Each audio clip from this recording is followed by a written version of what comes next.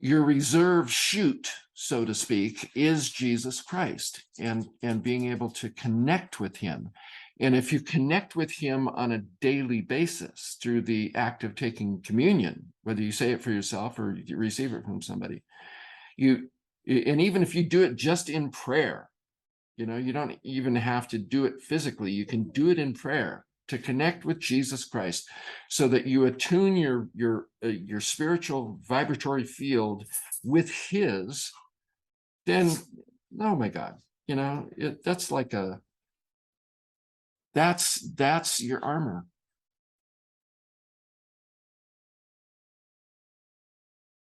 If we are to be the agents of absolution through the sacrament of communion, we have to be really clear about the true nature of right and wrong, and not let our ideas get in the way of the movement of the Spirit as it flows through us to the recipient. The Spirit knows, so we don't have to. Absolution is a movement of power, not the utterance of a few prescribed words. It is power that transmutes karma, not ideas. Right and wrong do not necessarily mean whether our actions conform to an external set of rules. It has a more immediate and pertinent meaning when we consider that it's the small, everyday choices that we make that determine whether we will succeed or fail on the spiritual path. Following God's will, then, means listening to the still small voice within us, not the written laws that are so subject to interpretation. Our own inner guidance is what we need to follow, not the ideas written in our heads, the oughts and shoulds that more often than not exercise authority over us like a cruel, unforgiving dictator. At the soul level, we know that God is a living being, an omnipresent reality that lives within us and within whom we live. We know it right now. It is a knowledge that we are born with, but one we keep hidden even from ourselves. It takes only the smallest effort on our part, especially when we are engaged in sacred ritual, such as the communion, to connect with that inner part of us. We let it take over. We let it speak through us. And we let the form of the ritual speak its own language through our whole body. On the surface, the communion ritual is about the common meal, a community of believers sharing their daily bread. It can also be a metaphor for partaking of the same beliefs, the same lifestyle, and the same divine reality. But there's another aspect, one that is easily overlooked: the act itself and what it means to eat. What does it take to swallow your food? What does the body have to know in order to allow a substance to pass through the mouth and down the esophagus? There has to be a system-wide acceptance of what is eaten, even before it enters the mouth. The food has to pass multiple tests in the way of flavor, texture, and freshness before the body will swallow it. A lot goes on in the act of eating. Without the tacit cooperation of our body, eating can be nearly impossible. We will gag unless the body is receptive to the food we put into our mouths. Every physical action has a spiritual correlate. Walking is an expression of our will to move from one state of consciousness to another. Reaching out our hand is an expression of either what we want or what we are willing to accept. Sitting is an act of situating ourselves at the still point of our being. What does eating express? It expresses the act of transmuting the world. By taking food, we assume that it is compatible with our being. Our bodies are literally formed out of the substances we put into them. In a sense, we eat that which we already are. Normally, we do this unconsciously, out of habit. We eat because we need to, and we don't really give the act itself much thought unless there's a problem. We hardly ever consider its spiritual aspect. When we sense that there has been a divine influx into the elements of the communion, the bread and the wine, and we feel the presence of the Christ in our midst, the physical act of eating these things is a proclamation with our entire being, from the physical to the spiritual, that what we are experiencing is what we already are. There is a fundamental resonance with the deepest part of our spiritual selves that enables us to willingly reach out and incorporate more of it into our being. We make the outer as the inner, and the inner as the outer. Swallowing our food is a summation of our acceptance of it, the last line of demarcation, the crossing of which requires a commitment on our part to be transformed. We are not used to thinking of ourselves as energy beings, but when the gate of our esophagus opens, our entire energetic structure changes. We go from maintaining our current energy state to allowing something to pass through it. Once the food is swallowed, we go back to being our vigilant selves, and our electromagnetic defenses snap back into place. It matters little whether we believe that an actual transmutation has taken place in the bread and wine, if we regard them as symbolic of the person of Christ. That's what we're going for anyway. It's the person, not the flesh and blood, that we want to incorporate. Besides, what would the body and blood of an ascended being consist of?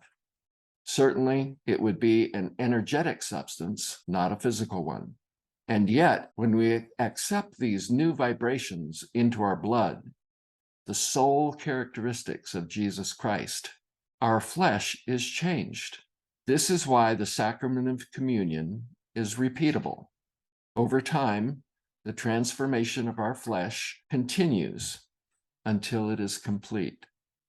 The resurrection of our physical body from its entropic descent into the tomb of matter. The body and the blood of Christ are his intelligence and his consciousness. His intelligence is the record of his experiences while on earth. We call that the way. His consciousness is his moment-by-moment oneness with God, his dynamic attunement with the great being. This is what we desire to consume. This is what we want to become.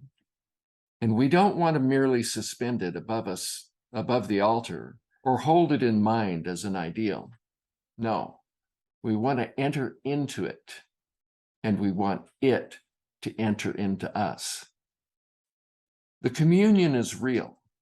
It is real in a way that does not conform with the average person's ideas about it. It is not a concept, nor is it a memorial. How could it be a memorial if it's a living reality? Even though the substance of the communion is spiritual, the act of receiving it brings the spirit into physical manifestation, the same way that food is turned into our physical flesh. We are spiritual or energy beings having a physical experience, as the saying goes. And who knows where one begins and the other ends? Twirled into one, they cannot be undone. So I know this is a radical interpretation, you might say, of the communion service, but it's so simple, really. I mean, when you think about what it takes to actually eat food, if there's something wrong with your food, you're not going to be able to swallow it. I mean, you can, but if it's really awful, you're just not. Your body will shut down. So really what we're eating must be acceptable, and it has to be, in essence, what we already are, what we're already composed of. There has to be a resonance there.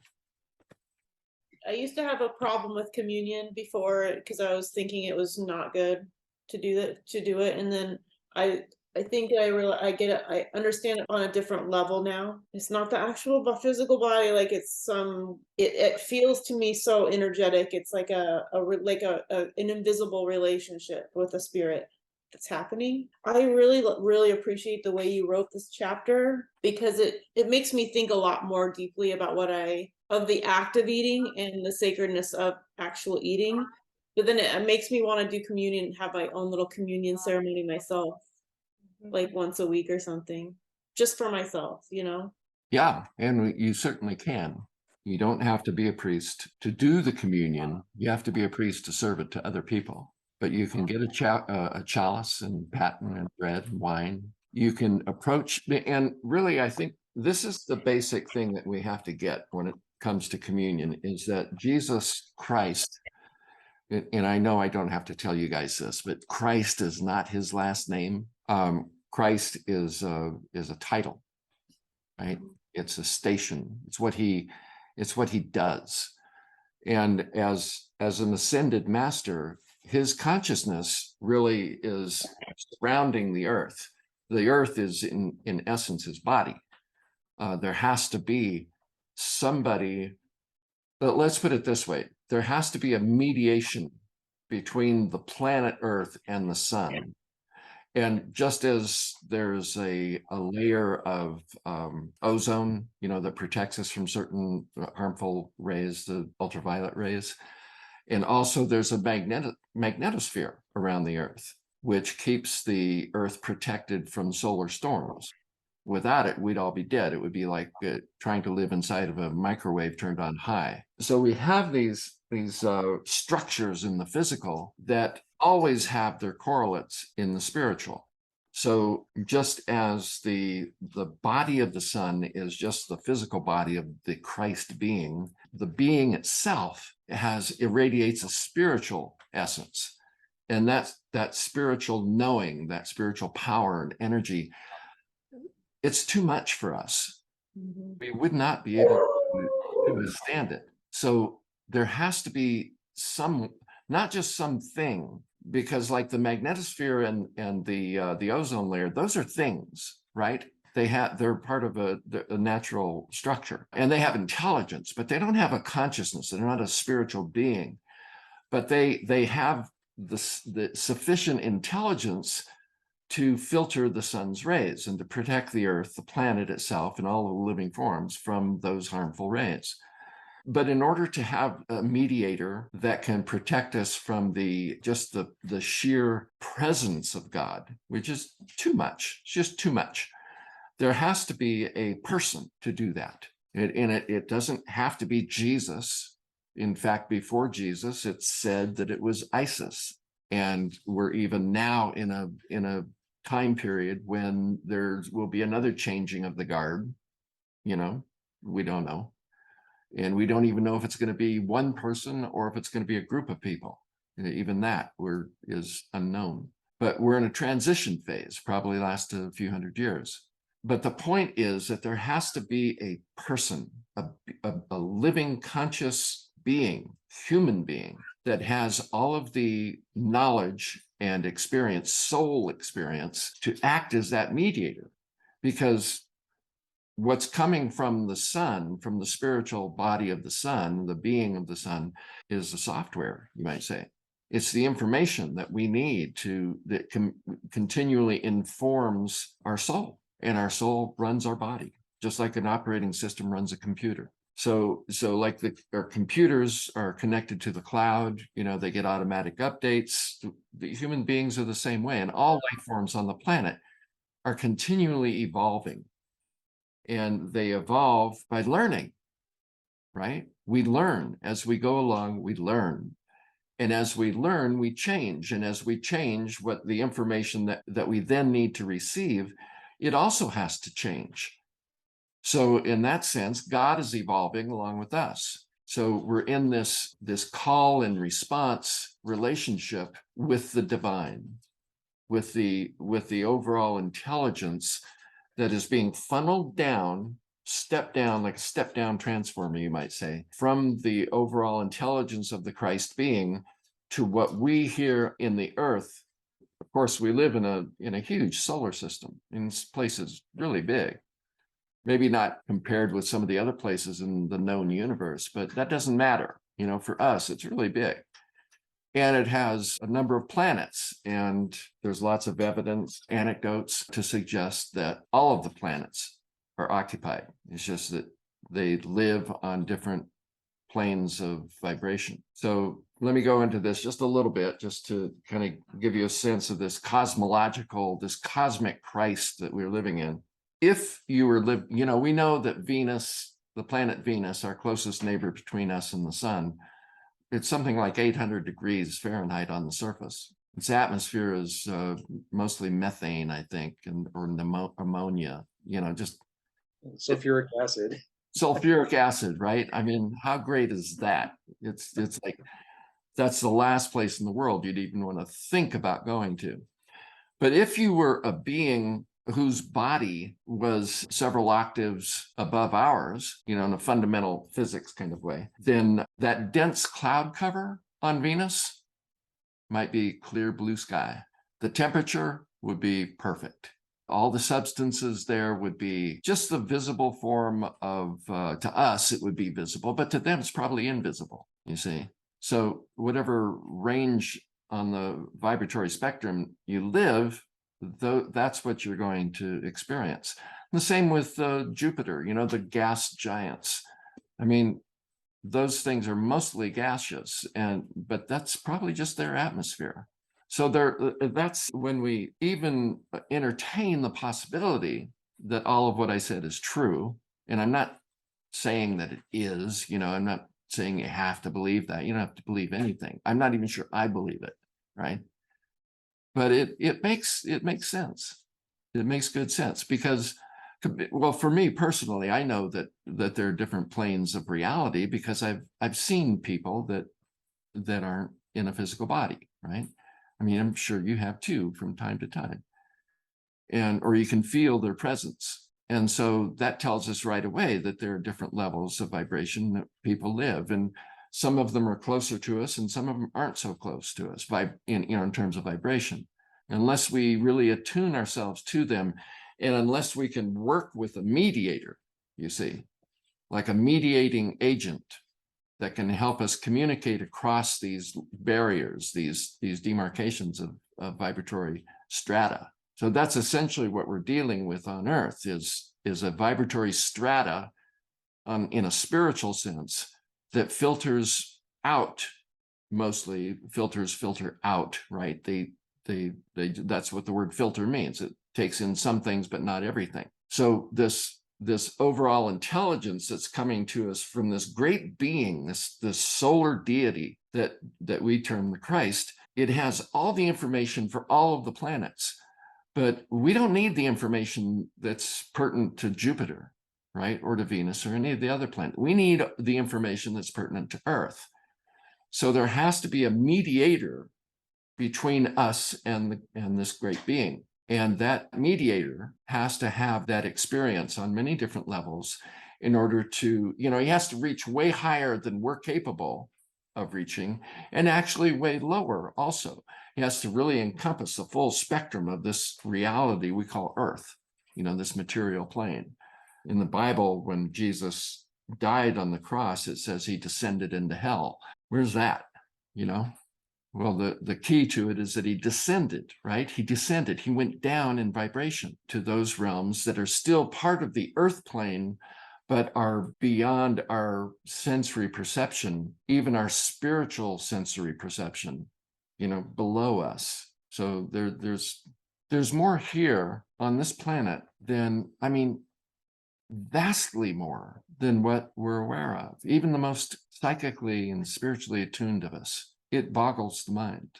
The life forms that we're surrounded with, most of them we can't even see them, yet they're here, and if you study it and you open up to it a little bit, then they start to appear to you. And it's really interesting, let me tell you. So when we're dealing with the communion, that's what we're doing. We're tuning into, we're eating the flesh of Jesus Christ. Jesus, the human consciousness, the human intelligence, and Christ, the solar intelligence, combined into one being who acts as a mediator between us and the sun. That's what we're eating. We're eating an energetic substance. And the same that's why I went through that whole explanation of what happens when you actually eat food. When we actually eat, all kinds of things have to happen. There has to be the body has to open, has to be receptive. And in the same way, when we take communion, we have to be spiritually open and spiritually receptive. For centuries, we've been just accepting it on faith, right? We didn't know what kind of substance we were partaking of. We couldn't figure it out. So it was termed a mystery. It's just a mystery. But even there, you can open up to a mystery and derive the benefit from it without having to understand it. But part of our evolution at this point of the game is that we do start to understand. And it's especially important now because scientific knowledge is, how should I say, it's outstripping spiritual knowledge. And the more it does so, the more all-encompassing scientific knowledge becomes, the less real and the less important, the less pertinent, the less relevant spiritual knowledge is getting all the time. And you get these top dog scientists just dismissing spirituality like it's just a fantasy. So for me, what I find really important is to explain these things in scientific terms. I recognize that that's problematic. I mean, there are things that, the scientific method is really quite specific in what it requires in terms of evidence and those kinds of things. But if you regard your body and your mind and all of what that entails, you're a walking scientific instrument. Your senses have ranges and capabilities that are far beyond your imagination. If and you've heard me say, like last week I said, that the imagination is an organ of perception. And then it becomes necessary to learn how to use it. And if you remember, I talked about how my physical eyes, and how they connected with my understanding. In other words, when I looked at that Monet painting and saw it through new eyes, you see, everything changed. So in that same way, the same way we train our eyes to see what we normally don't see, we have to train our imagination to do the same. And so the only way to do that is to, it's like being a newborn baby. Their eyes are all over the place. They're aware of many different levels. That's why they seem to stare off into space. They're looking at things that we can't see. And then slowly but surely they lose that ability of necessity, because you have to narrow your perception down. Otherwise, it's very difficult to function in the world. So that's all necessary. It all works for good. But now we have to, once you're an adult, you have to kind of backtrack and recover some of those abilities and develop them even further. Because we've been in the earth plane and we've had to be very narrow in our focus, that very act, it increases our capacity for doing that on the spiritual realm. So instead of just colors and morphing shapes, all of those things, we start to see very distinct images, and we get to hear distinct sounds, which enables us to communicate with these higher beings. But it's a rare person indeed who can just sit down and visualize a person who's living on the spiritual realm and have a conversation with them. There are those who can, and we all can to some degree. It's just that there's no limit to that. But herein, there's a danger in this too. And we have to be honest about this. I've known a lot of people who were best buddies with all the archangels. They know them all, and they just contact them and talk with them like hourly and on the most mundane topics. And just as a way to balance this out a little bit, my point is that you can go a little crazy with this, right? Yeah. If you don't train your imagination, you see, and test it. See, here's where the science part, not science, but the spirit of science comes in. If you are able to see somebody, or if somebody comes to you in your mind's eye, test them. Who are you? You see, and if there's any doubt about it, then you draw back into yourself, into the core of you, where this vertical axis that we've been talking about, this column of light within you, you back up into that and you look the being straight in the eye and you say, stand in the light of Christ. This is your authority. This is your default authority. You can tell whatever it is you're seeing to stand in the light of Christ. It's having a filter. So you want to, as you train your imagination, you want to keep that in mind, that not everything that comes to you is real, for one thing. Not all your thoughts are true. Not all your perceptions are true. We certainly know that to an extraordinary degree now. We know so much about cognitive science that tells us that our senses really are quite unreliable, that they're completely conditioned to the way we frame something, that our understanding is context driven almost entirely. So this is not, we're not talking about unicorns and rainbows, right? We're not talking about just anything that you can imagine, that you can conjure up in your mind is going to be valid, nor is everything that comes to you legitimate. This is where it becomes necessary to be your own mediator. You have to be a mediator unto yourself. You have to have a filter, and that filter has one setting on it, and that's true. You turn that one up all the way. I'm not going to accept anything that's not true, not real. You know, you test it. You get internal guidance, which, okay, what is internal guidance? It's intelligence from the Christ being, that being which literally fills the entire volume of the solar system. And that means all of the planets and all of their aspects, all of the influences that we go through on an hourly basis of, you know, all of the geometric configurations of the planets and how they affect us in our life. All of that intelligence, we have to mediate that for ourselves. We have a field of energy around us. Every human being does. We have this psycho-energetic substance, we call it our atmosphere. And we condition that. We set the parameters, the energetic parameters of that, what we're willing to accept. You've probably known people, usually young people, teenagers, who are kind of just for the hell of it, wide open to everything. If it's even remotely possible, they want to experience it, right? Of course, things like that don't always end well. And you want to be aware of that, you know, because you're an adult now. You're an adult. You've got a mind. You've got your own mind, and you know through experience that you just can't open up willy-nilly to anything that comes along. You're stupid to do that. So you have a responsibility to yourself to have that filter in place. And when we take communion, what we're doing then is we're washing that filter. You know, like in a swimming pool, you have a filter that the water keeps going through it one direction, and then every once in a while you stop the pump and you reverse the flow, and that cleans out the filter. Back flows the filter, and then you divert that and dump it. So taking communion, receiving that pure substance of the spiritual body of Christ mediated to us by Jesus, if we open up and accept that it will do it, it will cleanse the filter that we have. It will cleanse our atmosphere, and it resets it to attune itself with that which is real.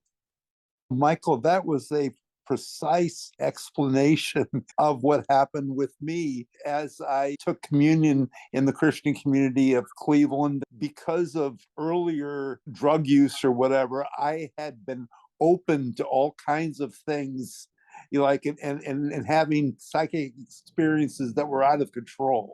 The experience of having communion created a reordering and the development of my own atmosphere control. That was very important, and yes, that indeed does happen. Yeah, that's for sure. You know, there's a drug that's been in use for God knows how long. It's the active drug in ayahuasca. It's called DMT, or dimethyltryptamine. And people who take that, the trip lasts, I think, roughly about 15 minutes. but it takes people to a place that is so different that it's ineffable. They can't describe it. What they say about it is that it's more real than anything they've ever encountered. The really interesting thing about it is that what they also report about the place that this particular molecule, you might say, takes them, that they meet what appear to be sentient beings. And this is reported by people independently from, many, many different sources. There's no way that everybody could just, make it up. It opens up the consciousness to an area of the mind that, when I say the mind, I'm talking about the psycho-spiritual environment, much of which we can't see. And there are beings there. And it's not really clear what our relationship to those beings are, whether they're above us or below us or sideways or who knows. All we know by reports is that they are extremely happy to see us and want to show us everything. There lots have been written on it. It's interesting in that it shows. I mean, it's just another piece of evidence, right? That these places exist and that it's not just conjured up, right? It's not just conjured up. Because if it was just our own conjurings, then why would we need to filter anything? Because what would we filter? We'd be filtering ourselves. So it's important to realize that these things are real because you're responsible for taking care of yourself. Nobody can do that for you. I mean, you can be in an environment that is very protective, but even in the Holy Order of Mans, where we had, the best possible protective environment, people would get in trouble. They would let things into themselves that took them apart. So this is the kind of stuff that you don't normally hear about in spiritual literature. Spiritual teachers don't talk about this a lot, but it's something we really have to be aware of. You can't just open yourself up to anything. But you don't want to close yourself down to everything.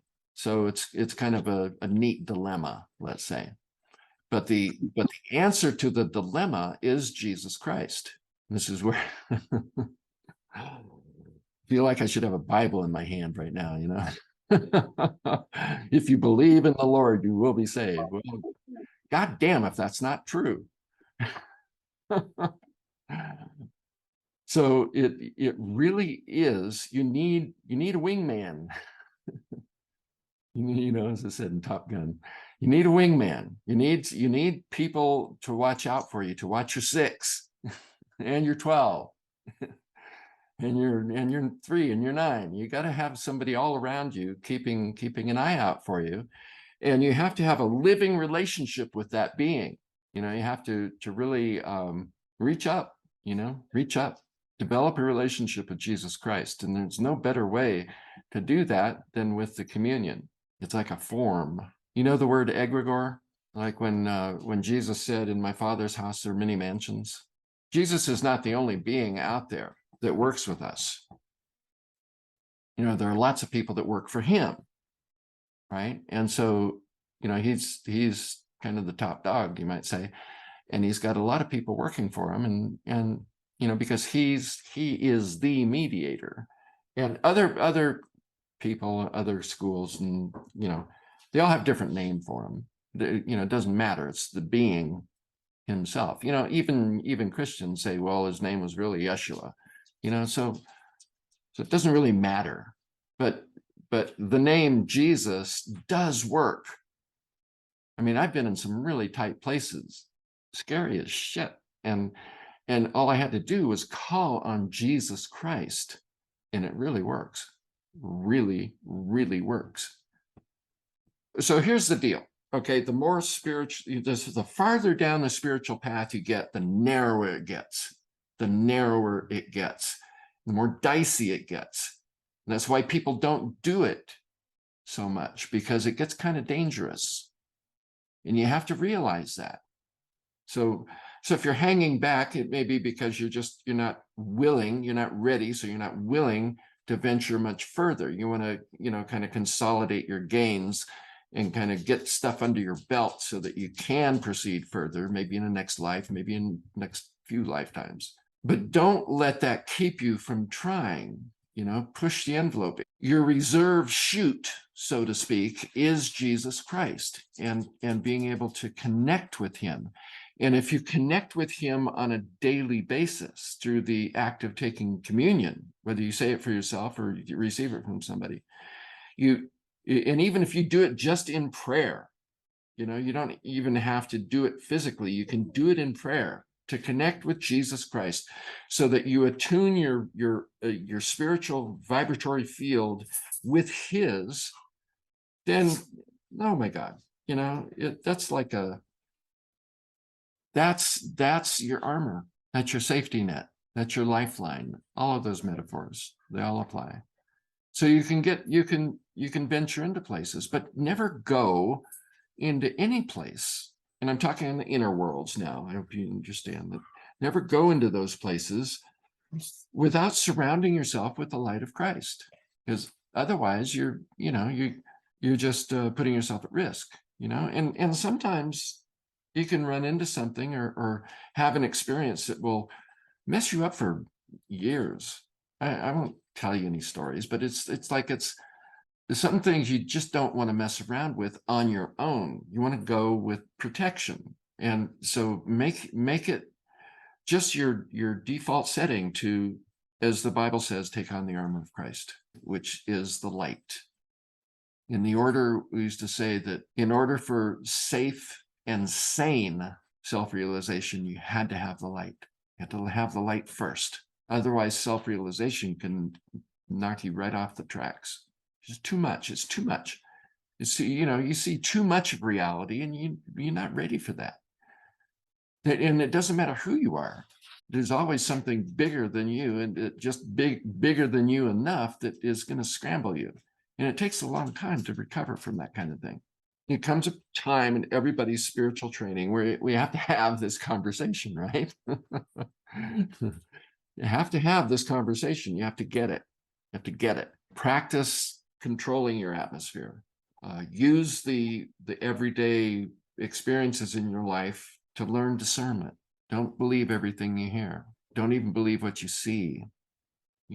Take it within, check it out. In the way I do it, and I'm trying to teach you guys how to do it, is you back up into that core column of light, which is the Christ. It's your main trunk. It's your main connection with the Christ.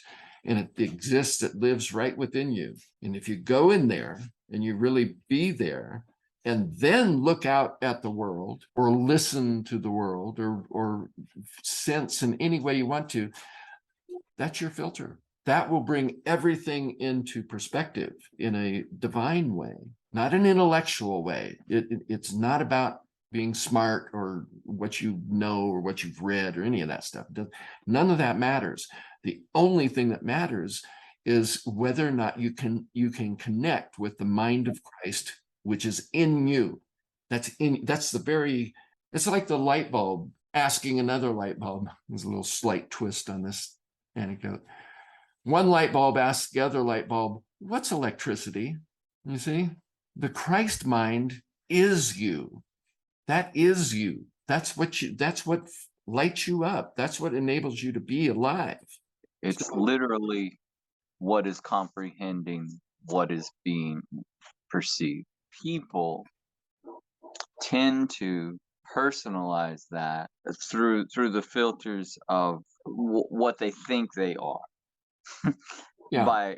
by the stories and experiences, rather than just the living presence of being. Truly, we are the light. That's all that is. That's all that is happening. That's everything else is interpretations or stories about whatever that is. Well, you want to be aware of too, though, that we're also of the earth. All right. So we have a body, and we have all these earth energies, and we also have the Christ. So what we are the part of this mediation process. We are part of the salvation of the world, or the atonement, or the attunement, right? We're attuning physical and spiritual. We're blending those two together, and out of that blend will come something new. Okay.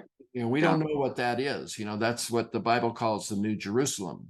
And in the book of Revelation, Yeah. it's all symbolic about this process. Here's a question. Does it seem sometimes as if there are different thoughts on the physical body, right?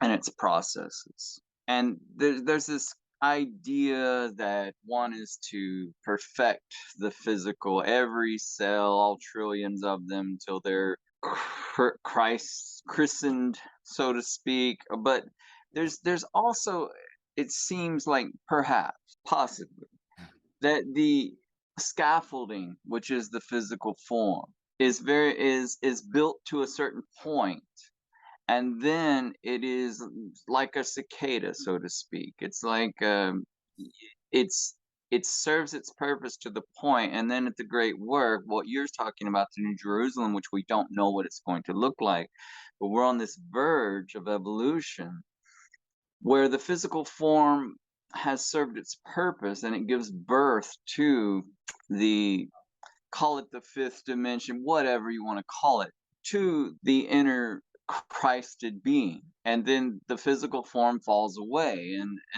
we see that kind of pattern play out in what we perceive as life and death.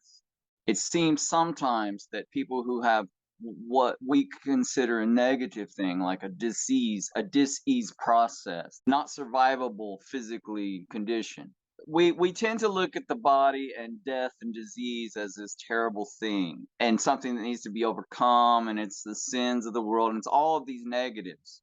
It's possible that when someone is going through, say, my father passed away from colon cancer, but when he was going through those processes, that the breaking down of those processes of the physical form are reaccumulating and reintegrating the energies at the next octave. A type of transmutation is occurring when that being reemerges like a cicada out of the shell as the flesh falls away. There's a new structure that can only be perceived through a different dimensional awareness. But it's as if it's possible that that's a necessary evil, so to speak.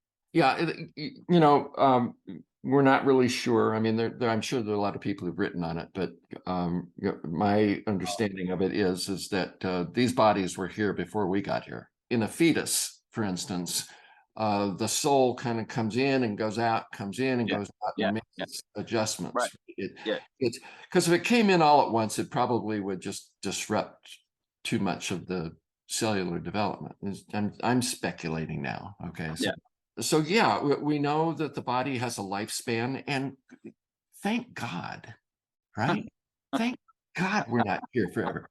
Can you imagine? I mean, you have to be really good at letting go to escape the burdensomeness of life, to say nothing of your credit card balance. Jesus.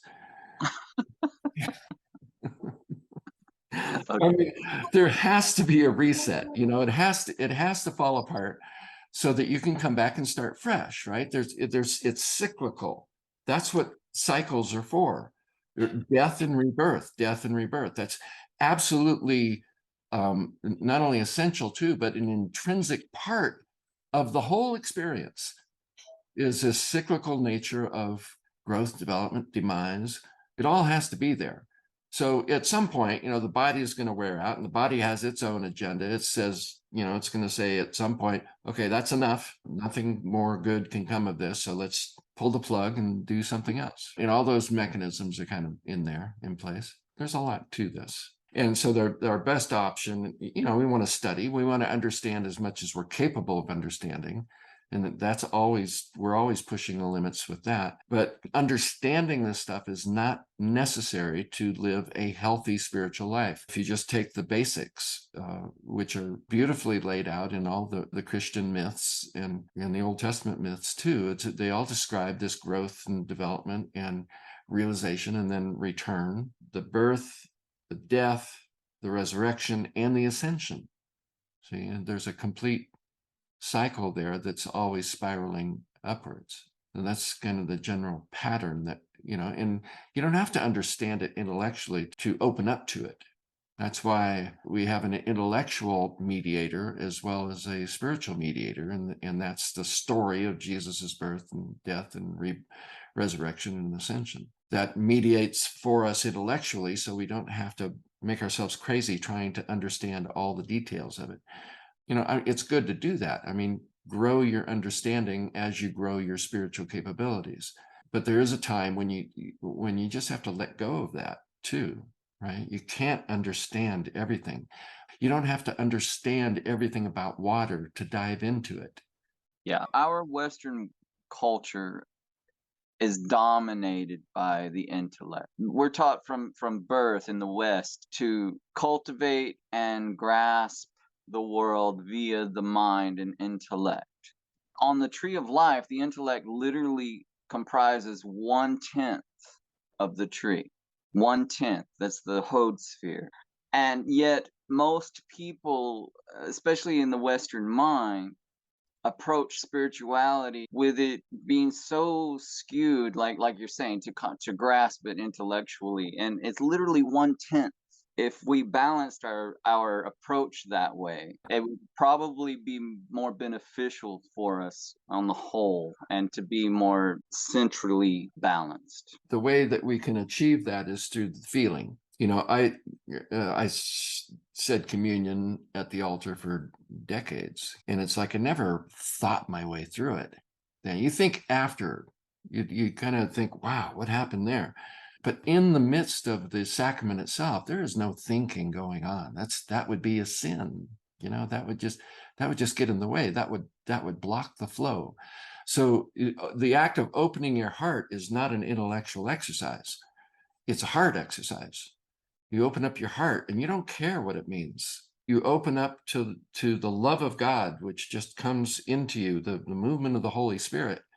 And that blows your mind right out of the water. Then later you can seek to understand it, and you use the experience to expand your understanding, but never approach these kinds of things with an intellectual bent. Otherwise you're going to miss 9/10 of it. The altar is like your heart. What that means, it's experiential. It's not to be analyzed. Worshiping is not an analytical process. If you analyze it as you're doing it, it's like trying to make love and too much in your head. It's not going to work. It's the same thing. You're making love to God in the communion service. And so shut your mind off. Open up your heart. Let the energy move. Let it flow. That's what it's all about. That will change you. And it'll change your mind. It'll open up your, all those intellectual faculties that, you're really proud of. They will get really, really sharp if you let it sink in first and then come out later. It changes you from the inside out, and it changes your mind from the inside out. And, I've known people who were not well read at all in anything, much less esoterica. And they're some of the holiest people I've ever met, because they didn't rely on their mind. They had the experience, and that way they had a very finely tuned and wide open bullshit meter. With them, it was either yes or no. They didn't have to go into it intellectually. But if you take a person who's got that and has a well-developed intellect, and then you have somebody that's they're a game changer. They can truly be a game changer. Jesus was one of those. Socrates was one of those. Buddha was one of those. No flies on them, that's for sure. You know the saying, you never argue with a Jew because you will lose. They are the master arguers. And Jesus was a Jew. And he had his detractors and those people who were always attacking him. He had them running in circles, chasing their own tails. I mean, he was very, very sharp. But you don't have to be sharp. You don't have to be an intellectual giant to get to heaven. If you had to be an intellectual giant to get into heaven, only smart people would go to heaven. And you know intuitively that's not right. It's like Garrison Keillor with the Lake Wobegon. And he said, "Where I come from, smart don't count for much." Is the communion the refiner's fire talked about in Scripture? The light is the refiner's fire. Yeah, because that's what you're opening up to. There's this. When I was talking about earlier, if you encounter something from the other side that comes to you and wants to interact with you in some way, you tell it to stand in the light of Christ. That being will either stay or go. If he goes, forget about it. You didn't have your best interest in that. in mind. What you can also do is tell yourself to stand in the light of Christ. In the Order's communion, we do that at the beginning of every communion service. We stand in the light of Christ. And we ask, we command that it purge us and cleanse us before we start into doing the communion service. So yeah, it's a refiner's fire, all right. And let's see, human being is a bridge between the spiritual and earthly world. I wonder what I receive from the spiritual world and bring it down into my body, the earthly world. After processing this material, how I lift it up and take it back into my spiritual wanderings. Am I changing, or am I the medium of the change in these two worlds? Yes and yes. Yeah, you're both being changed and changing. You know, there's a mystical saying, the creator creates the creation, and the creation in turn recreates the creator. In the book Dune, if you're familiar with the story, the Duke Leto, his last thoughts going through his head as he's dying: the day the flesh shapes, and the flesh the day shapes. So we both change our environment, and we are changed by it. This is the meaning of the word agape. This is the participatory phase of love. This is where, between people, when we interact with each other, we are calling each other into personhood. We are saying, what do you got? You know, who are you? What can you reveal to me more of yourself? And as we do that with each other, those things come into being. We literally grow into each other. And that's our relationship with God. That's the love of God that, you know, is people throw around like a jargon, you know. I mean, God is calling out from within us our potential. What have you got? What more is there of you? And the more that comes out, it changes God, right? Because God then has something new at every moment to interact with. So God's adapting to us as we adapt to God. So yeah, we change heaven. Heaven changes us. That's why it's portrayed as a city, right? The city of God, the New Jerusalem. I know all the religions have their different, you know, their different iterations of that. But that's it. You know, we're building a place, and it's building us. That's agape. Thank you, Michael. Thank you, Michael. That was wonderful. You bet. Wonderful. Thanks. Lot to ponder here. I'm going up to Wisconsin next week, and I'm going to be up there all month. And I had a friend of mine who knows that I do the missionary communion ask me if I would do that for him or with him. Mm-hmm. Okay. You said missionary communion was for ourselves and that you need a priest to do communion. So I was wondering if I would have him read along with me what I'm doing and more or less give himself communion. Is that possible? Or Yeah, well, I think the way you said it was perfect. Do it with him, not for him. You see? okay. So you can invite him to share in your process what you do, so you can kind of show him, here, this is what we do. You know, Right. as you open up and you're going through the symbolic motions of, you know, raising the chalice and Mm-hmm. that, just share that with him. You know, do it together, Okay. like two disciples, right? Yeah. Yeah, do it in Yeah, the because I thought it was great that he asked me if I would do it. I mean, you know, to have Yeah, oh, somebody God, yeah. ask you, I was like, oh, okay, yeah, you know, that's great. Absolutely, Section absolutely. at the end of the missionary communion that actually says that you're not, you know, I forget what the verbiage is, but it basically says that Jesus is still serving the communion. Right, Like there's right, that- exactly. Yeah. Yeah, so you Mhm. do it in the spirit of that, right? You don't Yeah. have to, you know, because sometimes being overly formal can, you know, ruin the moment.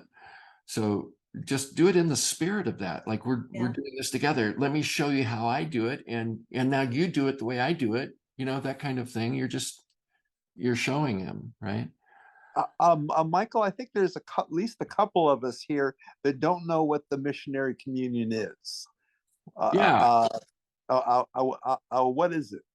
Well, it's just it's what we used to use when brothers and sisters would go out on mission, alone in the sea, and they'd be there for months. And so they had to have a way to take communion, and it was just simply that. They weren't authorized to proclaim it as, a communion service. So at the end they would say, I'm not an ordained priest, but we're doing this, we're doing this anyway. And the verbiage is a little different. Yeah. It's Oh, quite a bit different. I mean, the first time that I decided to do it, I didn't realize that there was two sets of verbiage. So I used what the priest used, right? Yeah. Yeah, that was interesting. Yeah. Oh, yeah. Well, That it's good because we're kind of. that was great. I mean, but well, it blew me away. Yeah. Oh, yeah. It's kind of like a field promotion, and Yeah. when there aren't enough of you out there in the battle, you got to promote people. Yeah, the energy. But you feel that you do feel the energy when you're doing the missionary one too. I mean, Oh, yeah. you feel the light, the energy. So what you want to do, all of you, is you want to call the presence of the Christ into the earth, in your body, in your body is in the earth. So you become the transformed and transfigured Lord Jesus Christ. You become it. You become that in your body, so that then your body radiates in the earth, changes the earth. Right? And nobody can tell you not to do that. That's what everybody has to do. We have to become Jesus Christ. And take it on, be the Christ. When you go to the grocery store, be Jesus Christ, be the presence of Christ in the world. Amen. Just don't get up on a soapbox, because then you're in trouble. The information on that is people are on doing the holyorderofmans.org. I think it might be in there, or I Yeah. don't know. Yeah. If not, you can write to Margot and get it. Yeah. Okay. Good. All right, guys. Have a great evening. Bye, and everyone. Thanks for being here, and we'll see you next time. Okay. Love you guys. Love you too. Thank you. Bye. You're welcome. Thank you, Neat. Good night.